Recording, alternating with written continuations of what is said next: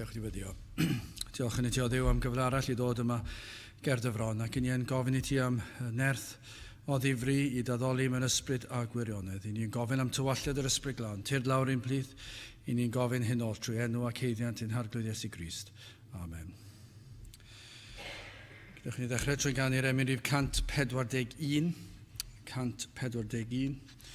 Yr Iesu'n ddilai am gwared o'm gwai, a chibodd fy mywyd, maddeiodd fy mai. Fe'm golchodd yn rhad, do'n wir yn ei waed, gan selio fy mhardwn rhoes i mi ryddhad. 141 gen i sefyll i'w chanu.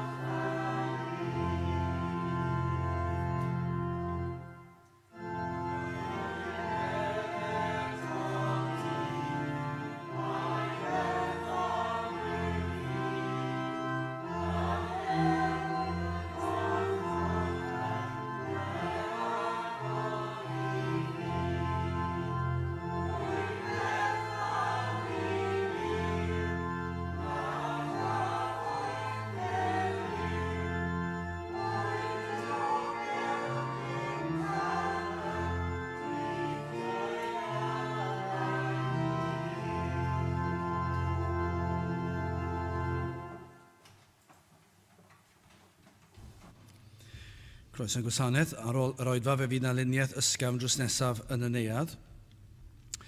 Fe fydd ein cwrdd gweddi misol yn cael ei gynnal ar y drydydd nos Iau o'r mis, ond fydd yr un nesaf mis Tachwedd, yr 15, Tachwedd 16.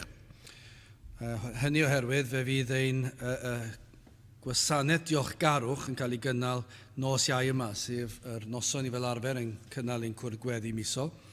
Ond yn hytrach y tro yma, fe fydd na oedfa bregethu yma yn y capel. Nos Iau sy'n dod hanner awr wedi 7, a'r parchedig Dafydd Morris fydd yn pregethu. Bydd hoedfa nesaf prynhawn Sul am hanner awr wedi 3. Nawr wrth i'r casgliad gael ei gymryd, gen i ganu tra'r ein heistedd emyn rhif 458. 458.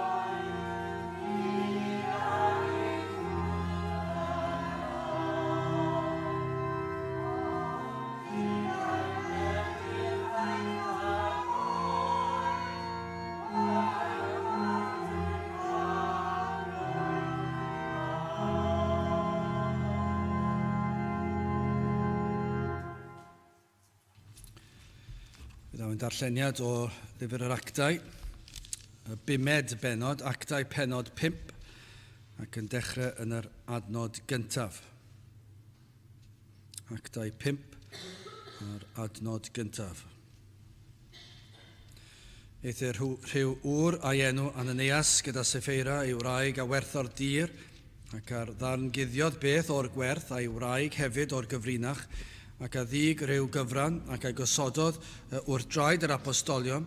Eithir Pedr a ddywedodd, Ananias, paham y llanwodd Satan dy galon di ddywedyd celwydd wrth yr ysbryd glân, ac i ddarn guddio peth o werth y tir.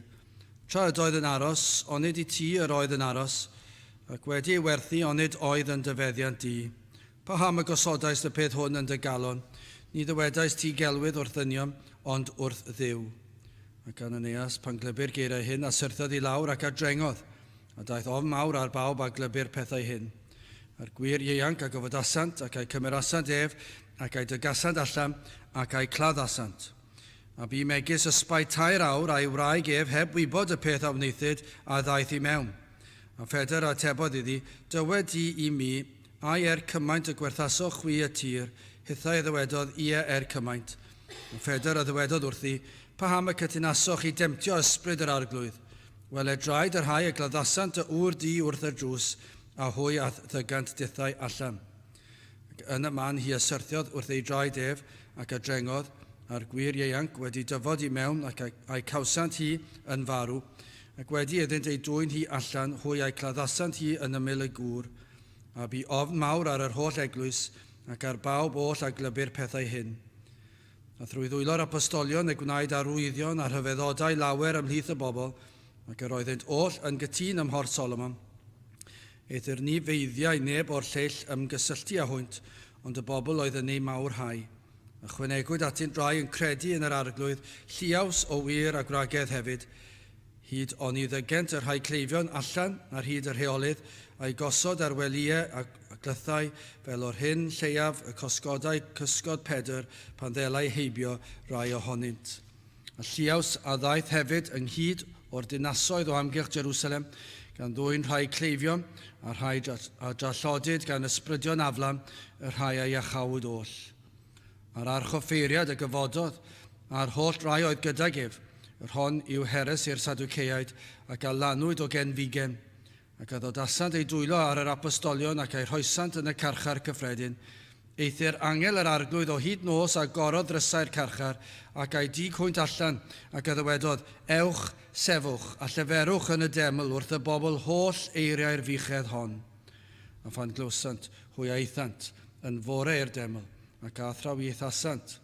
Eithir daeth yr archoffeiriad a'r rhai oedd gydag ef ac alwasant ynghyd y cyngor a holl yn eiriad plant yr Israel ac a ddanfonasant i'r carchar i'w dwy'n hwy ger bron. A'r swyddogion, pan ddeithant, ni chawsant hwynt yn y carchar, eithir hwy a ddychwelasant ac a fynegasant gan ddwedyd, yn wir ni a gawson y carchar wedi ei gau o'r fath sicraf a'r ceidwaid yn sefyll allan o flaen y drysau, eithir pan ag arosom, ni chawsom neb i mewn. A phan glybu'r archoffeiriaid a blaenor y deml a'r offeiriaid pennaf yr ymydroddion hyn, amau a wnaethant yn eu cylch hwy beth a ddeiau o hyn. Yna y daeth un ac a fynegodd iddynt gan ddywedyd wele y mae gwir a ddodaso chwi yng ngharchar yn sefyll yn y deml ac yn dysgu y bobl.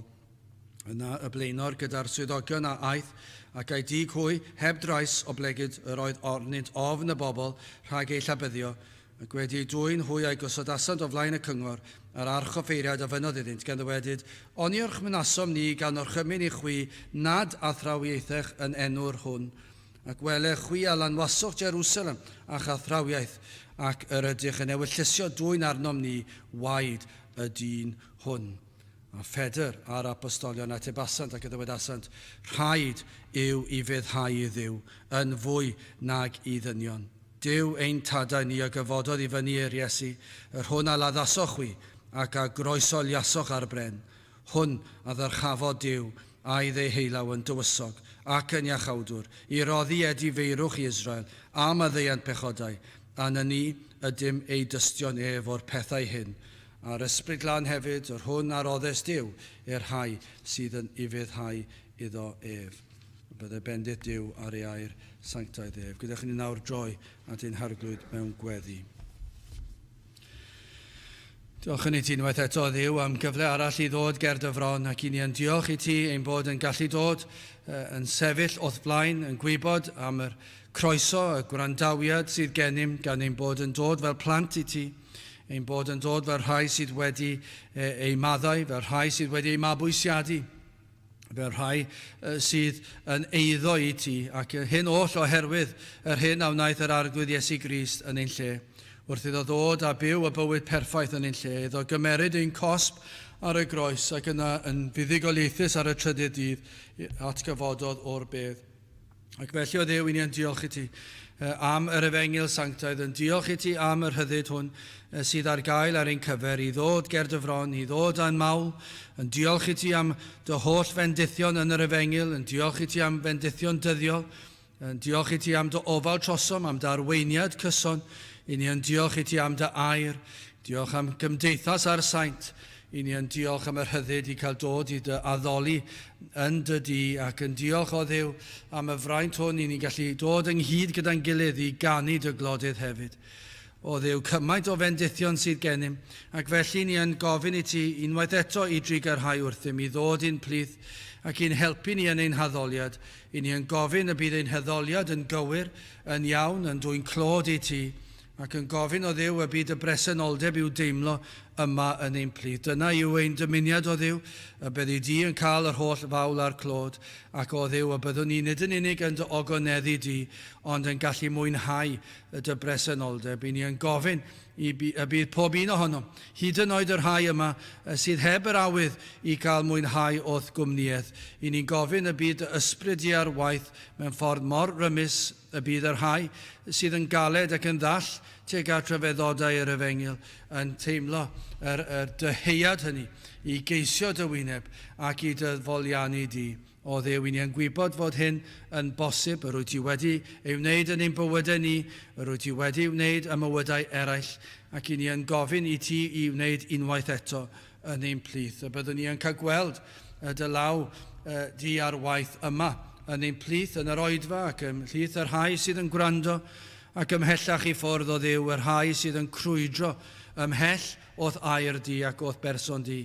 I ni yn gweddio bydd y ras anorchfygol yn peri y byddant yn cael ei gorfodi rhywsut i ddod yma ac i ddod i mannau eraill lle mae dy air yn cael ei chyhoeddi'n ffyddlon, y byddant yn dod i wrando ar dy air unwaith eto. O Dduw, i ni yn gweddio am yr wythnos sydd o'n blaenau ni, ni'n cyflwyno'n gwasanaeth arbennig nos Iau, i ni'n gofyn am dy was, y bydde di yn ei ddiogelu fe, ac yn ei'n nerthu, yn ei fendithio wrth iddo baratoi, ac na fydd unrhyw rwystyr yn dod ar ei draws, fydd yn ei amharu ar yr oedfa. I ni'n gweddio bydd yn gallu cyrraedd yma'n ddiogel, ac yna wedi dod y bydd yn cael yr hyddid, y nerth o ddifri i gyhoeddi dy air di a ffordd iachawdwriaeth.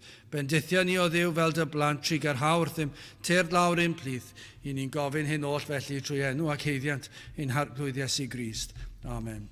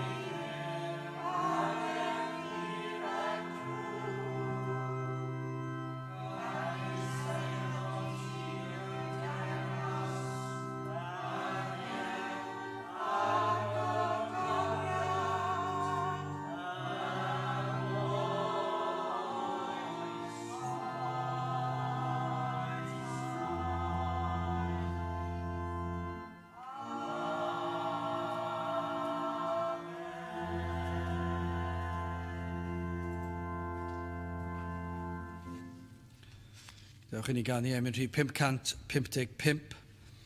Cymer Iesu fi fel rydw fydd ni allaf fod yn well. Dallu di am gwna'n agos fwyllus i i'w mynd ymhell. Yn dy glwyfau byddai'n unig fydd yn iach. 555 gyn i sefyll i'w chanu.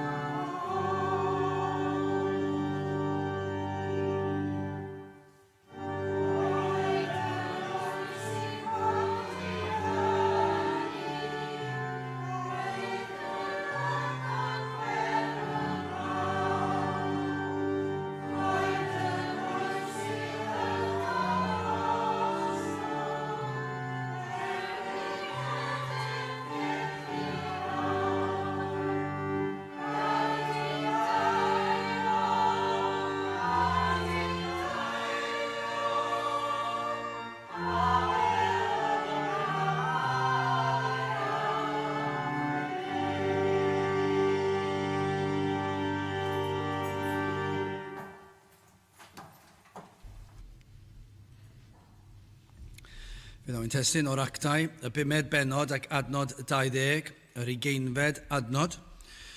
Ewch, sefwch a lleferwch yn y deml wrth y bobl holl eiriau'r fichedd hon, neu holl eiriau'r bywyd. Nawr dyna i chi ddyddiau bendithiol. Ni newydd canu fyna am yr awel o Galfaria Fryn. Wel, dychmygwch yr awel fuodd yn ystod yr eglwys fore. Felly ni ddychmygu fe fel Cymru.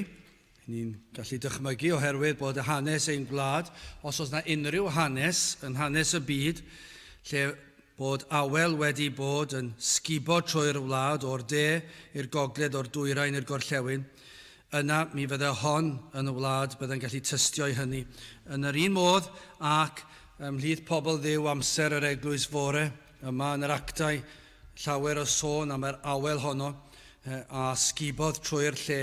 Ac i chi'n gweld effaith yr awel. Ni wedi darllen yna, i darllen o adnod 12 o'r 12fed adnod ymlaen. Dyna chi ddyddiau bendithiol. Ystyriwch petai yn bosib, petaw ni wedi bod yn byw yn y dyddiau hynny, neu yn hanes ein gwlad dros 200 o flynyddoedd, diwygiadau ar ôl diwygiad, yn sôn am pethau tebyg. Wel, adnod 12, a thrwy ddwylo'r apostolion y gwnaed arwyddion a'r hyfeddodau lawer ymhlith y bobl, ac yr oeddynt oll yn gytun ym Mhort Solomon. Eithir ni feiddiau neb o'r lleill ymgysylltu â hwynt, ond y bobl oedden ni mawrhau. A chwanegwyd atynt rai yn credu yn yr arglwydd, lliaws o wir a gwragedd hefyd. Yn anodd dychmygu yn dweud. Lliaws o wir a gwragedd. Hyd oni ddygent y rhai cleifion allan ar hyd y rheolydd a'i gosod ar weliau o glythau fel o'r hyn lleiaf y cysgodau cysgod Pedr pan ddelai heibio rhai ohonynt. A lliaws a ddaeth hefyd ynghyd o'r dinasoedd o amgylch Jerusalem gan ddwyn rhai cleifion a rhai a drollodid gan ysbrydion aflam, yr rhai a'i achawyd oll. Dyna i chi ddisgrifiad. Dyna i chi ddyddiau rhyfeddol, dyddiau o fendith. Ac eto, yr hyn i ni yn ei wybod, yn hanes yr eglwys yw pan y mae Duw yn bendithio, yna y mae'r frwydr ysbrydol yn ffyrnig, yn fwy real. Ac dyna beth i ni'n ei ddarllen drwy gydol hanes yr eglwys. Hyn wastad wedi bod yn hanes yr eglwys, bod Satan wrthi yn ymosod mewn un ffordd ar ôl y llall, ac am rwystro yr hyn sydd yn dda. A dyna wynebodd yr apostolion bryd hyn. Wynebwyd y fath atgasedd, y fath gasineb. Yn y byd hon, ni'n gweld casineb ym mhob twll a chornel, ond wrth ddarllen papurau newydd, wrth edrych ar y newyddion, gwrando ar y radio, i ni'n clywed am pethau mwyaf erchyll posib yn digwydd drwy'r amser. Lle bynnag i ni yn mynd, pa bynnag le i ni'n troi, i ni'n dod o hyd i ryw ddigwyddiadau triennus o bechadurus yn digwydd a'r byd yn llawn casineb. Ond mae yna ryw elfen, ryw lefel wahanol pan mae yna atgasedd tuag at yr Efengil. Ac mae hynny wedi bod erioed. A dyna beth yw hanes y benod hon. Penod yn sôn am rhyfeddodau a bendithion a Duw yn llwyddo'r ymdrechion ac yn gwneud gwirthiau, gwneud rhyfeddodau ymhlith yr apostolion, ond yna mae yna wrthwynebiad. Wel, yn gyntaf, hoffwn ni edrych ar gwrthodiad y pechadur, yna yn ail gwaith gwirth yr arglwydd ac yna'n drydydd ac yn olaf gorchymyn gogoneddus. Wel, yn gyntaf, gwrthodiad y pechadur.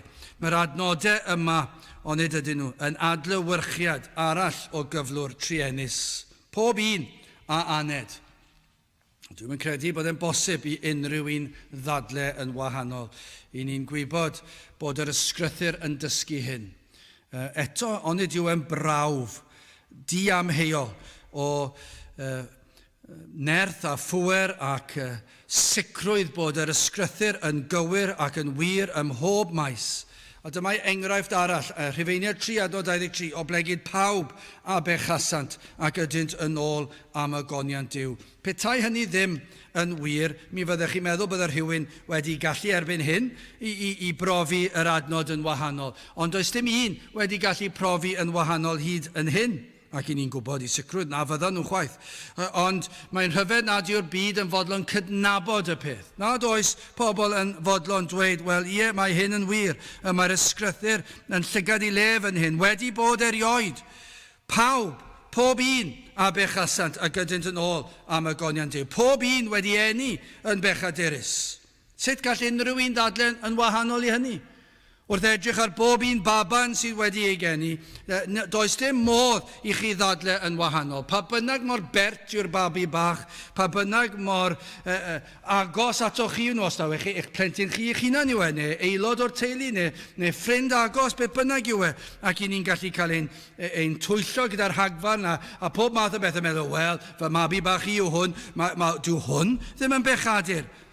Ac eto gyd, ymhen chydig amser yn unig. Dwi ddim yn cymryd llawer amser. Rhowch chi'r babi yn y cartre mwyaf rhyfeddol, mwyaf breintiedig, ceisiwch chi eich gorau, petai chi'n rhoi camerau o gwmpas bob un stafell yn y cartref, a bod chi'n edrych lawr ar y cartref ac yn dweud, wel, newn ni checio nad oes unrhyw iaith anghywir yn cael ei dweud, nad oes unrhyw colli tymer, nad oes unrhyw hunanoldeb, nad oes dim byd, a bod y fagwraeth y gorau posib, a pan mae'r fam neu'r tad i blino, mae rhywun yn dod mewn i helpu nhw a gadael nhw orffws, felly bod nhw ddim yn neud unrhyw beth na ddylen nhw. Rowch chi'r amgylchiadau fwyaf rhyfeddol i'r plentyn yma mewn cartref, a rowch chi gymaint o beth i gallu checio i fyny, nad oes dylanwad. Be fyddech chi'n cael o'r babi? Pechadur. Does dim eisiau dysgu'r pechadur i fod yn bechadur. Mae yn bechadur. Mae yn naturiol yn tyfu fyny yn bechadurus. Does dim eisiau ni ddysgu'r peth yma. Mae'r peth mwyaf naturiol i unrhyw fabi a aned i fod yn bechadurus. Mae gair Duw wedi dweud wrthyn ni. Pawb a bechasant ac i ni'n dod yn fyr o goniant Duw. Ond mae ffrwyth hyn i'w weld yn ymateb pobl.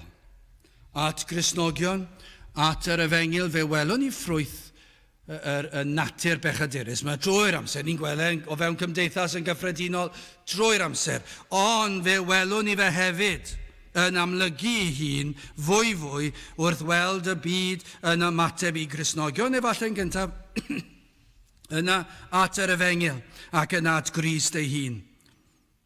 Ond nid yw'r rhai yn dangos yr atgasedd mewn ffyrdd ffyrnig, eraill mewn ffyrdd fwy tawel. Mae'r atgasedd yno, ond mae'n corddi tu fewn.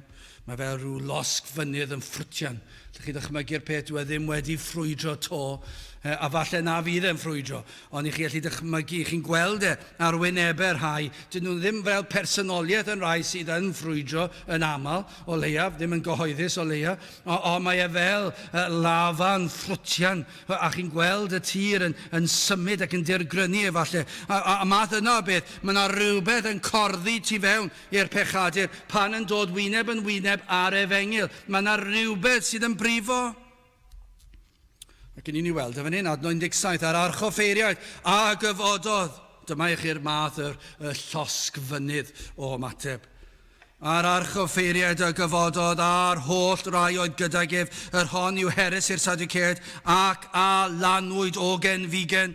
Ni'n credu mai Anas yr archoffeiriaid oedd yno ac aelodau'r Sanhedrin, ac digwydd bod y mwyafrif o'r heini yn llawn o'r Sadduceaid a'r rhain, a oedd yn gwrthwynebu athrawiaeth ar yr atgyfodiad. O'n nhw'n cysau yr athrawiaeth yma am yr atgyfodiad o'r bedd ac i dragwyddoldeb, ac o'n nhw'n ei cysau e. A dyma oedd y pobl oedd wedi dod ynghyd fel rhan o'r Sanhedrin.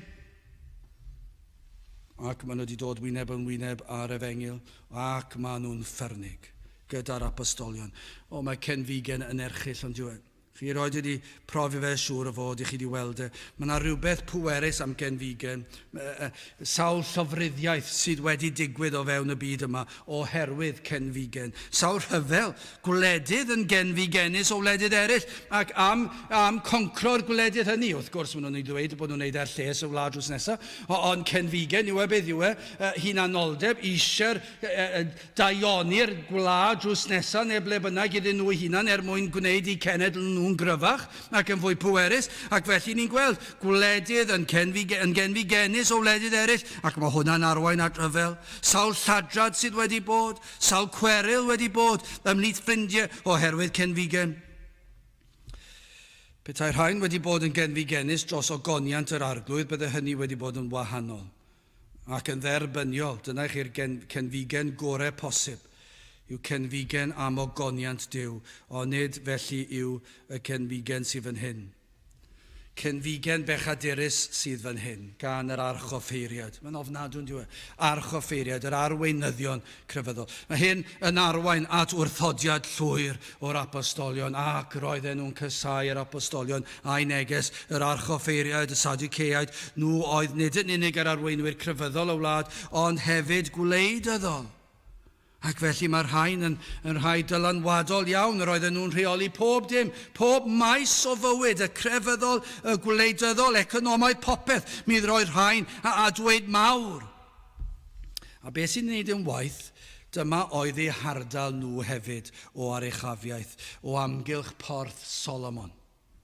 Doedd dim awydd ganddynt glywed ar Efengyl unrhyw le, ond nhw ddim eisiau clywed ar Efengyl yn agos o fewn can milltir, ond ar stepen ei drws ei hunan yn sicr, yn y man lle roedden nhw fel arweinwyr crefyddol, dydy'r rhain ddim yn mynd i gyhoeddi'r Efengyl fan hyn o bob man. Ac felly pan maen nhw'n gweld torfeidd yn dod ynghyd, ac yn ymgynnull, ac yn ymateb i'r neges, ac yn credu, a gwirthiau yn digwydd, beth sy'n digwydd? Mae e'n corddi oddi mewn, ac mae'r cenfigen yn goddi weddyd fel bethau, yn dod yn cymryd nhw yn llwyr. Yn barod, yr oedd yr arweinwyr yma wedi ymdrechu tawelu'r apostolion, ond wedi methu yn amlwg. Ac felly nawr yn fwy pendant I fynd ati eto I drawelu'r pregethu a'r gweithredoedd yma yr oedd yn wneud.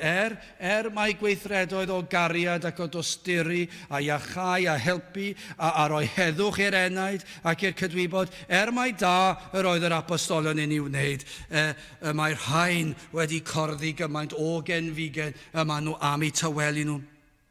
Maen nhw am iddynt edrych yn wael, mae balchder yn ymwrthod ar neges, a does dim ots hyd yn oed, ond ydy hwn yn wir, does dim ots os oedd yr apostolion yn gywir. Ymhopeth o wneithant, yr oedd y genfigen cymaint, yr oedd y mor bwerus, yn fwy pwerus ag unrhyw beth, bydden nhw wedi i'w gwrthod ac wedi i'w herlyd. Ac felly chi'n gweld fan hyn, doedd o ran yn ddynol, doedd dim gobaith gan yr apostolion, yr oedd rhain yn mynd i'w gwrthod. Ac edrychwch ar y ffordd maen nhw'n gwrthod nhw, adnod 18. Mae'n ofnadw o i feddwl, ac a ddodasant ei dwylo ar yr apostolion. Ac a'i rhoesant yn y carchar cyffredin.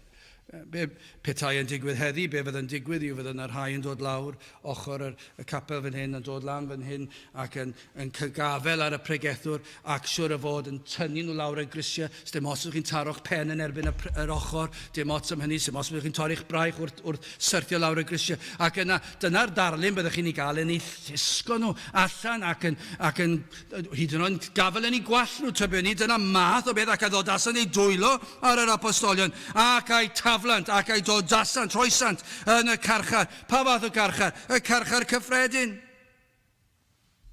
Nawr, petai dim gwrthwynebiad, byddai rhyfeddod o'r mwyaf, oni bydde yna.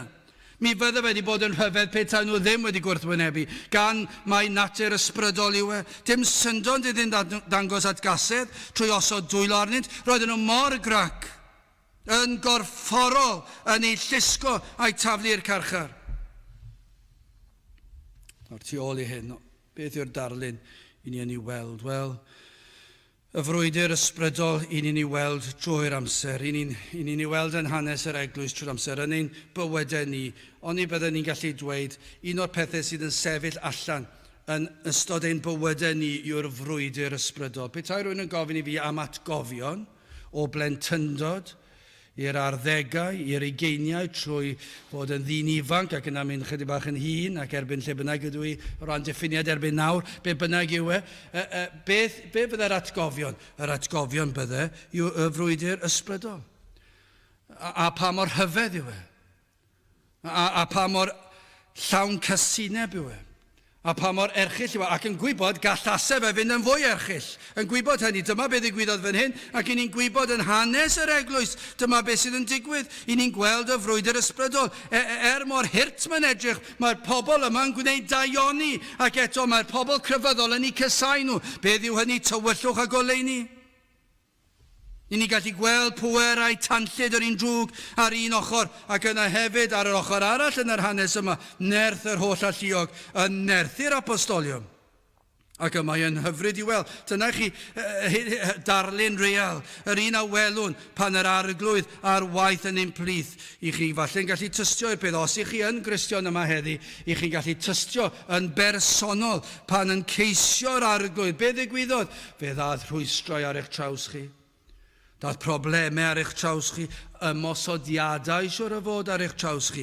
Yr oedd yr un drwg yn gweld eich bod yn dechrau ceisio, ac wrth I chi geisio beth oedd yn digwydd, mi fydd y temptasiwn yn dod. Beth byddai'n gallu digwydd heddi? Petai, dychmygwch, petai rhai ohonoch chi wedi cael eich argyhoeddi yn ddiweddar ac yn dod i'r oedfa prynhawn yma. Be fyddai'n gallu digwydd? Dyma be fyddai'n ni'n gallu digwydd i'r ifanc o leiaf. Mi fyddai'r ffôn symudol yn canu yn y boced. Mi fydda rhyw neges destun yn dod I fewn. Mi fydd rhyw ffrind yn anfon neges I chi. A mi fydda'r ffrind yn sôn am rhywbeth, ac siwr o fod, rhywbeth na ddyled rhannu falle yn gyhoeddus, ac efallai byddai'ch chi'n chwerthin efallai. A beth yw hwn? Yr un drwg yn dod, mae yna gymaint mwy o ffyrdd yn yr oes hon nag fuodd o'r blaen, o ffyrdd yma'r un drwg yn gallu dod â rhwystrau. I chrwystro chi rhag gwrando, I chrwystro chi rhag ceisio. Dyma fel mae'r un drwg yn gweithio. Mae'n dod ac yn bersonol ac os ych chi'n ceisio fe ddaw mwy, be fydd yn digwydd? Petai, enghraifft nos Iau, fe fi'n oedfa bregethu nos Iau. A beth petai chi'n dweud, wel, dwi'n edrych ymlaen, dwi'n ceisio, dwi'n gwybod fyddai'n gallu gwrando ar y neges, a fydd y parchedig David Morris yn bregethu, ac efallai bod chi'n ceisio, be sy'n digwydd? Fe fydd parti pen blwydd rwy'n ar nos Iau. Fe fydd wedi cael ei drefnu. A felly fyddwch chi'n gallu dod. Ac ych chi'n dweud, wel, dwi eisiau bod yn y parti, a fydd y temptasiwn yn dod. Fe fi Satan yn cael unrhyw ffordd i'ch rwystro chi rhag dod. Ac yna falle bod chi'n mynd gatre. Ac yn meddwl, dwi eisiau geisio fe, mae rai fi mynd gatre. Mae rai fi ddarllen y Beibl, mae rai fi ddarllen ei air. Be mae'n neud? Fe ddaw rhywbeth fydd yn eich rwystro chi. Falle bod chi'n mynd teimlo'n dda. Falle bydd blinder llethol yn eich taro chi. Falle bydd yna rhyw gweryl yn y cartre fe falle. Rhywbeth neu gilydd fydd yn eich rwystro chi rhag ceisio. Dyna sut mae'r un drwg yn gweithio. Dyma yw'r frwydr ysbrydol. Ond fel eglwys sy'n ni'n gwybod yn sicr, dyw'r pethau ddim yn newid. Dydy'r Satan ddim yn gwneud unrhyw beth newid. Dwi ddim mor glyfar a be ni'n meddwl. Mae'n bwerus yn sicr. Ond mae'n gwneud yr union rhywun peth a be mae wedi'i wneud dros y canrifoedd. I ni'n gwybod fel mae'n gweithio. I ni'n gwybod beth i ddisgwyl. Ac eto gyd mor aml mae'n dod fel sioc i ni. Pam ddyle fe fod yn sioc? I ni'n gwybod, os oes na fendith, fe fydd yr un drwg yn dod, a fydd yn dod ag ymosodiad, fydd yn dod â siomedigaethau, fe fydd yn dod â rhwystrau, ymosodiadau ar y gwaith, fe fydd am tawelu'r pwlpid. Dyna be mae Satan eisiau wneud. Mae eisiau tawelu'r pwlpid. Nawr, ble i chi arni? Ydych chi ymhlith y sawl sydd yn gwrthwynebu? Fel yr archoffeiriad. Mae'r atgasau tuag at yr efengil yn corddi oddi mewn. Neu efallai, ydych chi'n un o'r rhain sydd yn teimlo'r frwydr eich chi yn ceisio. Ond mae'r un drwg yn dod â rhwystrau ar eich traws. Ac mae yna rhyw dynnu ar yr enau. Dwi'n cofio cyn dod i gredu, Allwn ni ddweud yn llythrenol, mi roeddwn ni'n ymwybodol o'r frwydr o ddifri. Mi fyddwn ni wedi gallu tystio i hynny. Mi roeddwn ni'n ymwybodol o'r un drwg a'r holl alluog yn ei ras yn tynnu. A dyna fel mae'n gweithio. Mae e'n frwydr, a dyma beth yw'r darlun fan hyn. Mae yna frwydr yn mynd ymlaen. Gydawch chi ni symud ymlaen yn ail at wyrth yr arglwydd. Ad 19. Eith yr angel yr arglwydd o hyd nos a gorodd ddrysau'r carchar ac a'i dig hwynt allan.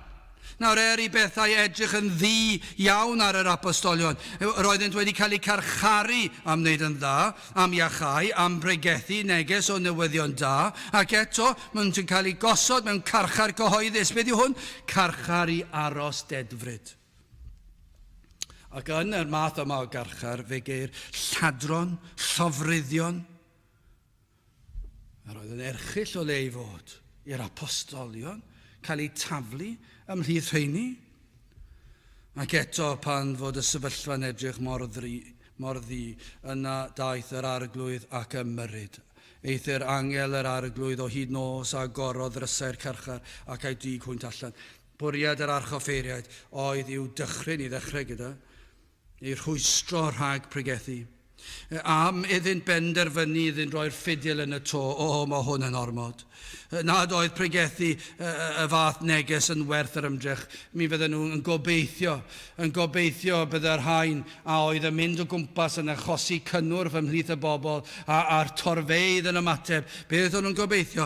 Os daflwn ni nhw nawr i'r carchar ymhlith lladron a llofruddion, yna fe fydd rhain, os newn ni llusgo nhw, a'i tynnu nhw, a'i curo nhw, yna fe fyddant yn meddwl a yw e'n werth yr ymdrech.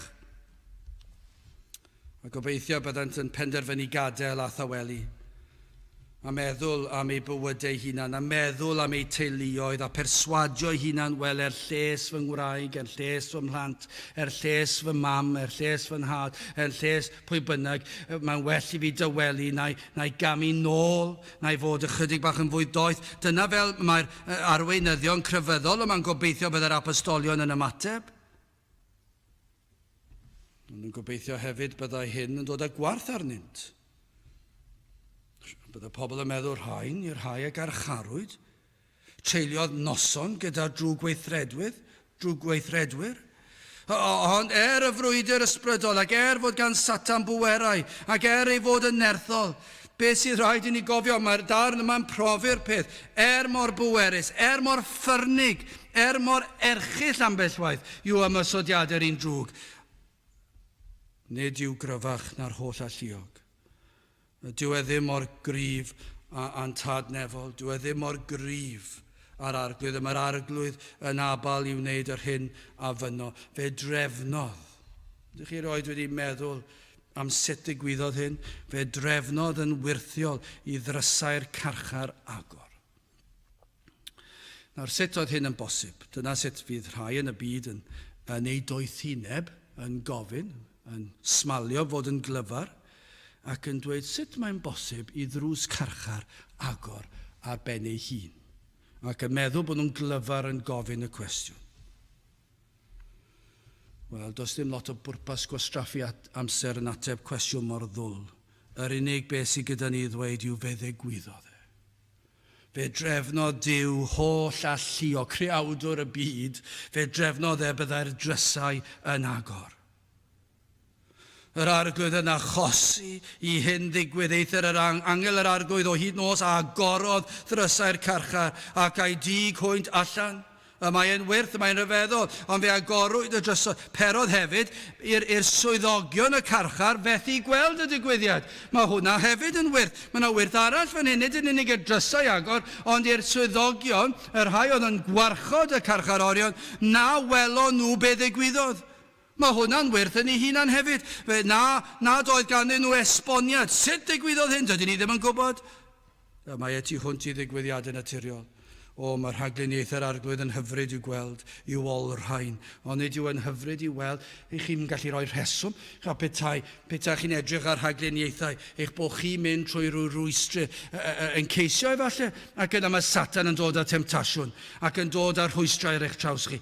Ond yna, rhywsut neu gilydd, allwch chi ddychmygu rhywun yn mynd ar fws neu fynd ar tren, ac yn mynd ar daith i rwle, ac mae'r frwydr yma'n mynd ymlaen, ac maen nhw'n ceisio, ac yna, rhyw gyd-digwyddiad rhyfeddol, mae yna rhywun yn dod i eistedd drws nesaf i chi. Digwydd bod yn Gristion, ac maen nhw'n dechrau siarad â chi, a maen nhw'n gwybod amdano chi efallai, gwybod bob ble chi'n dod, a mae'r sgwrs yn cynyddu, ac maen nhw'n esbonio ffordd iach awdwriaeth. Sut mae hynny'n bosib? Gyd-digwyddiad? Wel, mae'n gyd-digwyddiad rhyfedd yn diwedd.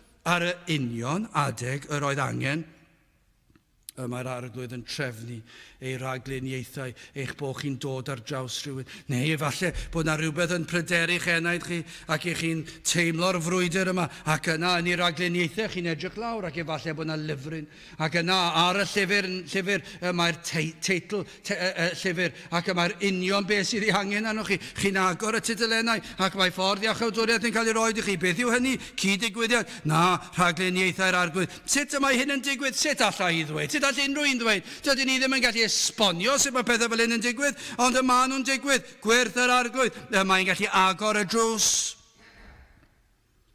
Mae y modd y mae'n goryw llywodraethu yn rhyfeddol. Mae'r arglwydd yn gallu goryw llywodraethu pob sefyllfa, y sefyllfaoedd fwyaf tywyll. Yr oedden nhw yn y carchar a gorwyd y drysau. Ac o ran yn bersonol i chi, efallai bod chi'n teimlo eich bod chi mewn carchar tywyll di, ond yna mae'n dod ac mae'n datgloi y drysau'r carchar. Pan mae'r un drwg a chynlluniau ddinistrio gwaith, yna mae'r arglwydd yn peri bod y drysau'n agor. Ac mae'n arwain y ffordd. Ond nid yna beth i ni'n aros amdano. I ni'n gallu gweld y ffordd mae'r un drwg yn ceisio rhwystro'r gwaith, ond i ni'n aros am dydd pan bydd y drysau yn llythrenol yn agor, ac fe fydd y bobl yn dod i wrando ar ffordd iachawdwriaeth. Ydyn ni'n credu fod yn bosib? Wel, ein gweddiw y bydd. Hyfryd hefyd i gweld cynlluniau'r arglwydd pan yn gwneud gweithred mor hyfeddol. Da yw olrhain yr rheswm, y cynllun, fod gan yr arglwydd bwrpas. So mae'n hyfryd i weld o fewn eglwys, mae'n hyfryd i weld o fewn bywyd unigol. Mae'n hyfryd i weld fan hyn beth yw cynlluniau yr arglwydd. Beth oedd pwrpas yr arglwydd yn agor y drysau? Beth oedd y pwrpas yr arglwydd yn peri nad oedd y swyddogion yn gallu gweld? Beth oedd cynllun yr arglwydd i arwain yr apostolion allan? Wel, gadewch i ni weld, mae yna bwrpas, mae yna cynllun, mae yna orchymyn gogoneddus felly'n olaf, ac yn drydydd, yr gorchymyn gogoneddus yma. Adnod 19 a 20. Geith yr angel yr arglwydd o hyd nos a agorodd ddrysau'r carchar ac a'i dig hwynt allan ac a ddywedodd. A dyma beth sy'n bwysig, dywedodd e hyn, ewch, sefwch a lleferwch yn y deml wrth y bobl holl eiriau'r fichedd hon, neu holl eiriau'r bywyd. Un tasg yr angel oedd i'w rhyddhau. Ond hyn ar gyfer pwrpas, eu hanfon i bregethu, i hanfon nhw allan eto, i gyhoeddi ffordd iachawdwriaeth. Anfonwyd, mae'n dweud, ewch i bregethu, rhoddwyd awdurdod iddynt i sefyll, ewch, sefwch, beth o'n nhw fod i wneud, roedden nhw fod i sefyll am y gwirionedd, beth ni'n ei weld heddi, dydyn ni ddim yn gweld fawr neb yn sefyll am y gwirionedd, efallai bod rhai yn mynd heb cael ei hanfon eto, ond yma nhw yn mynd efallai allan, ond dyn nhw ddim yn sefyll dros y gwirionedd. Ewch a sefwch a lleferwch i sefyll dros yr Efengil yn ei chyfanrwydd. Mae'n dweud fan hyn, holl eiriau'r fichedd hon.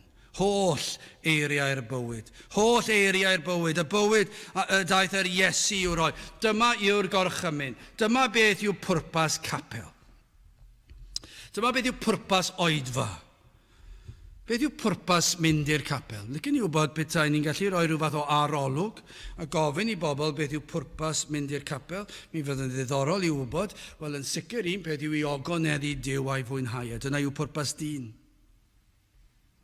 Ond y dasg i ni wedi cael ein hanfon i'w wneud yw, mwyn gogoneddu Duw a'i fwynhau yw i gyhoeddi, i lefaru, i floeddio, i bregethu holl eiriau'r bywyd. Dyma'r bywyd y daeth yr Iesu i'w roi. Sef beth yw'r geiriau eraill am hwn? Pregethwch yr Efengil. Doedd dim dewis fan hyn o bar rannau yr hoffant bregethu amdano. Mae yna rhai rhannau'r ysgrythur sydd mor anodd i bregethu amdano. Dychmygwch chi uffer neu hun. Oeddi hwnna'n hawdd i bregethu amdano? Wel, wrth gwrs dyw e ddim. Mae tu hwnt i'n deall ni, mae tu hwnt i'n gyffred ni. Mae'n anodd i ni gallu ymgyffred y peth. Ond dim dwi'n anodd, mae'n rhywbeth erchill, mae'n rhywbeth brawychus. Ond ydyn ni fod i dywelu am y peth? Ydyn ni fod i dywelu am ddigofaint a barn Duw? Wrth gwrs nad ydyn ni. Mae rhaid i ni bregethu holl eiriau'r fichedd hon. Does dim hawl gadael rhannau allan. Ni fyddent yn gadael yr athrawiaeth am yr atgyfodiad allan. Mi fyddai'r rhaid i gallu dadlau i'r apostolion, peidiwch da chi a sôn am yr atgyfodiad. Wel, sut fedrwch chi wneud na?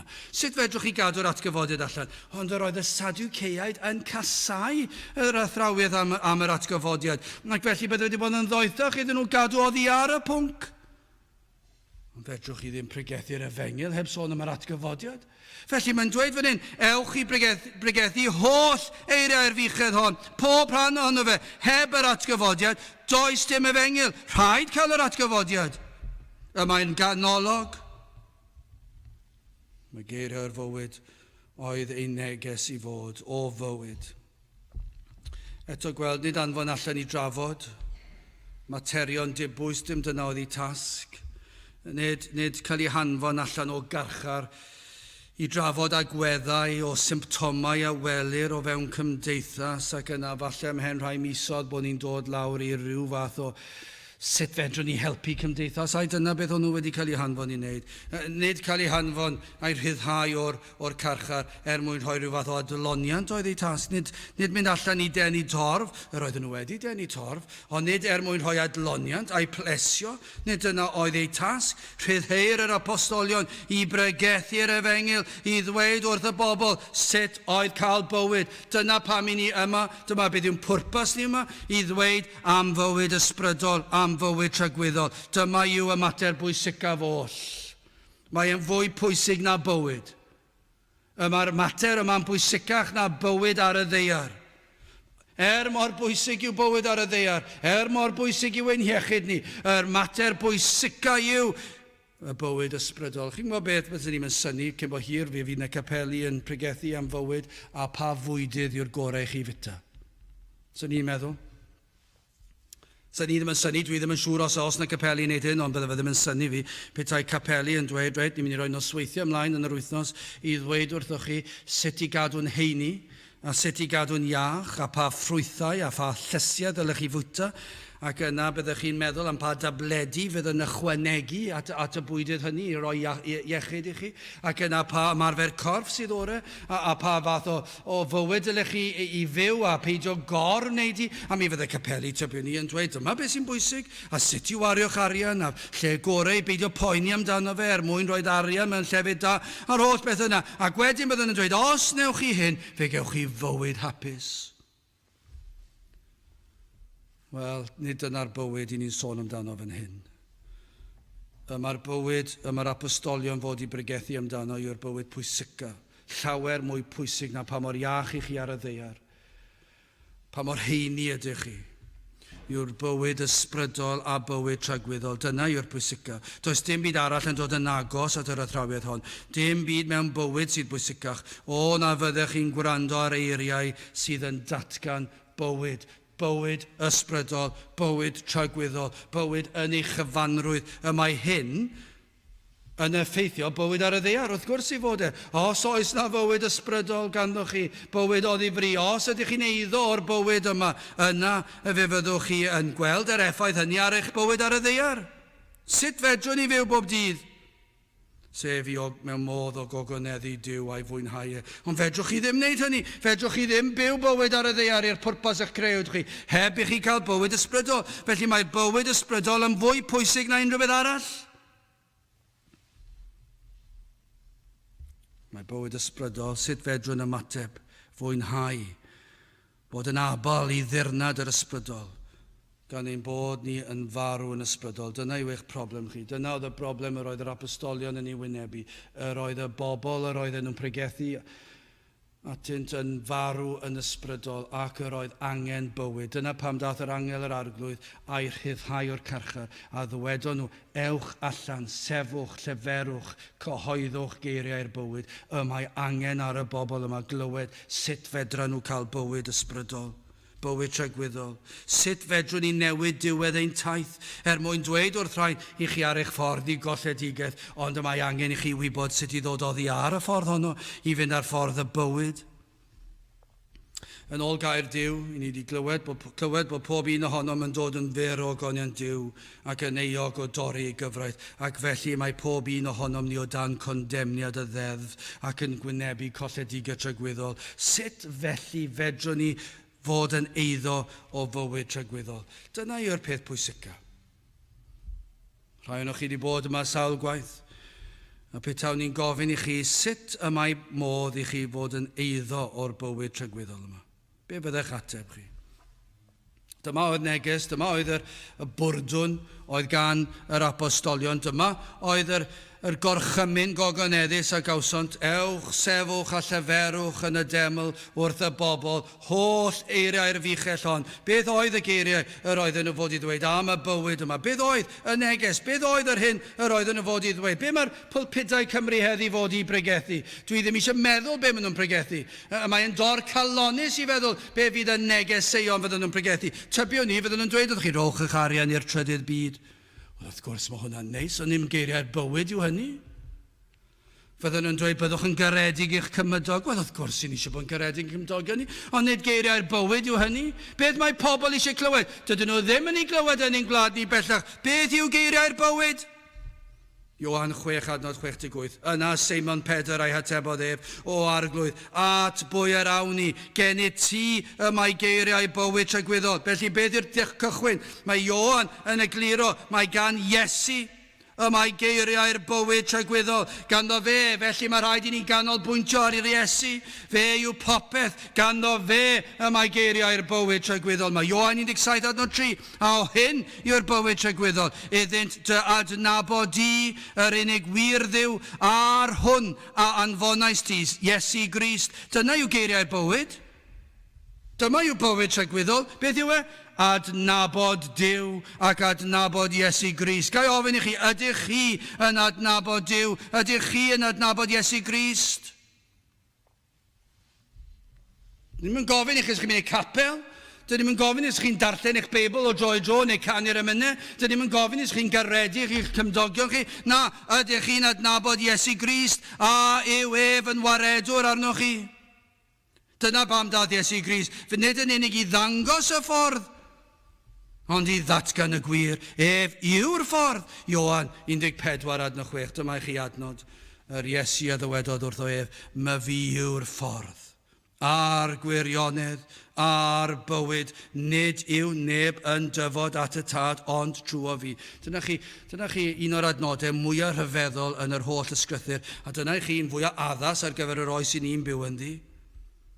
Aml grefyddol ac pawb yn credu fod gan bob crefydd yr hawl I ddatgan be bynnag y mynant a fod bob crefydd yn arwain at ddiw o ryw fath yn y diwedd. Dyna be mae cymdeithas, dyna be mae'r capeli'n dysgu heddi, neu dyna be ddywedodd Iesu Grist.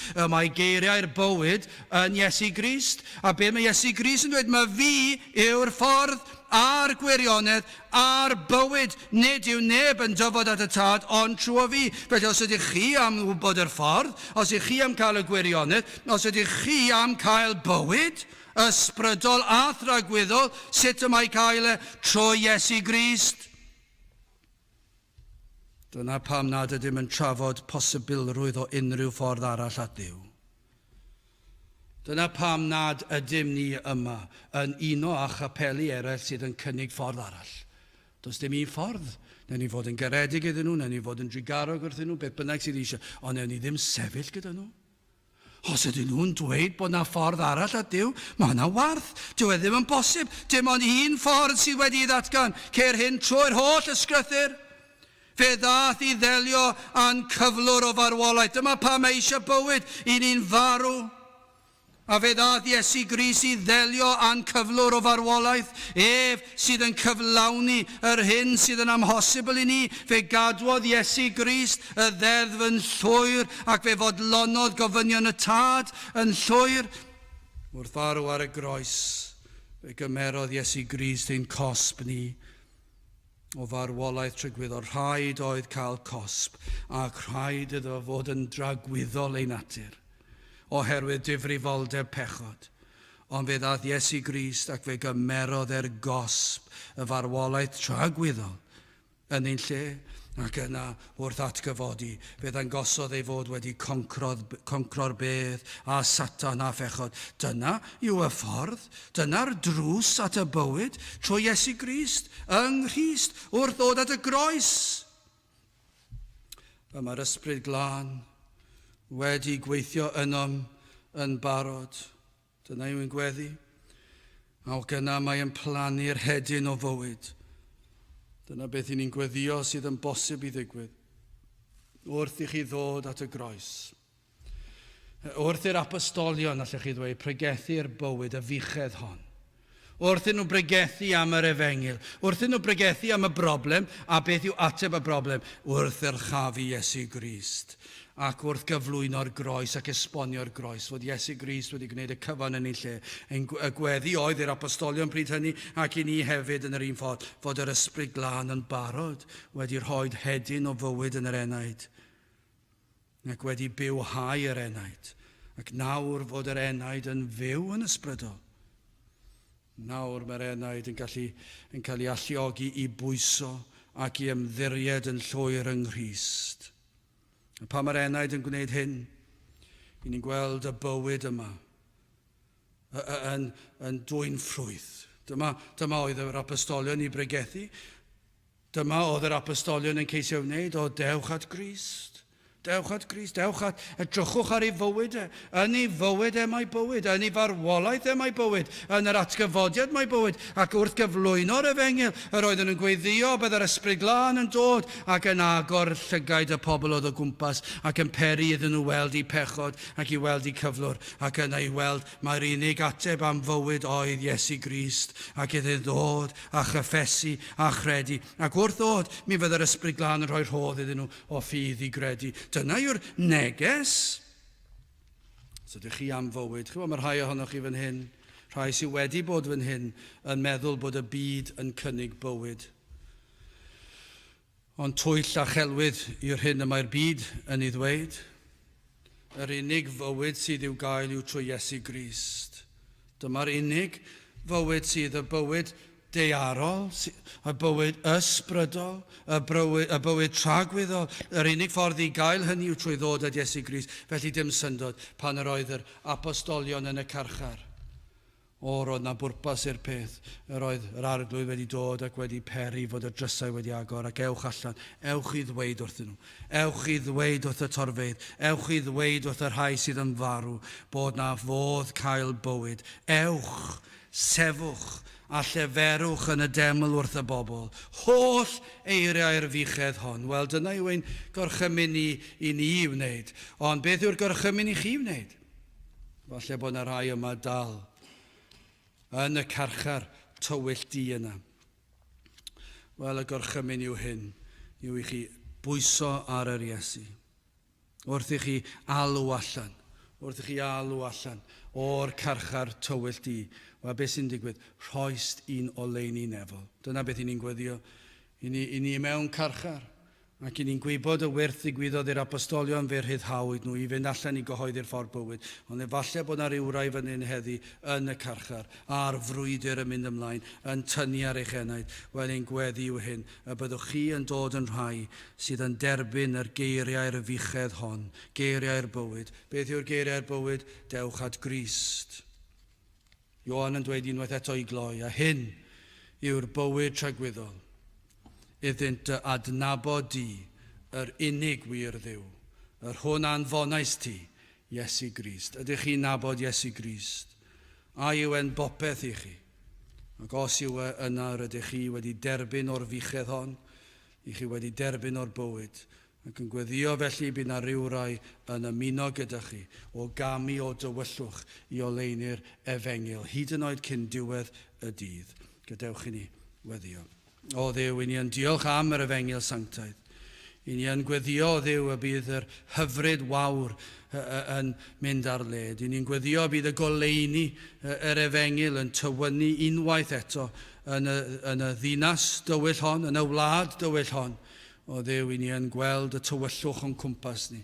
Ond o Dduw, i ni yn gofyn, a bydde di trwy dy ras yn peri fydd geiriau'r bywyd yn cael ei chyhoeddi, yn nerth yr ysbryd glân, ac y bydd ffrwyth i'w weld, ac mae ti fydd yn cael y mawl a'r clod. I ni hefyd yn ymwybodol o'r frwydr, ac felly'n gofyn am y diogelwch honno, yn gofyn am y diogelwch o ddifri, ti gadw'r un drwg i ffwrdd, ac na fydd yn rhwystro y cyhoeddi'r efengil, ac hefyd na fydd yn rhwystro yr enaid rhag ceisio. Terd gweithiau ein plith, i ni'n gofyn hyn o trwy enw ac eiddiant ein harglwydd Iesu Grist. Amen. Dewch ni orffen trwy ganu'r emyn rhif 686, 686 o iachawdwr pechaduriaid sydd ar gallu yn dy law, rho oleuni, hwyliau fenaid, dros y cefnfor garw draw, gad i'r wawr fod rhag fy wyneb, rho fy enaid llesg yn rhydd, nes i'r heilwen ddisglau'r godi, tywys fi wrth y seren ddydd. 686 gyda ni sefyll i'w chanu.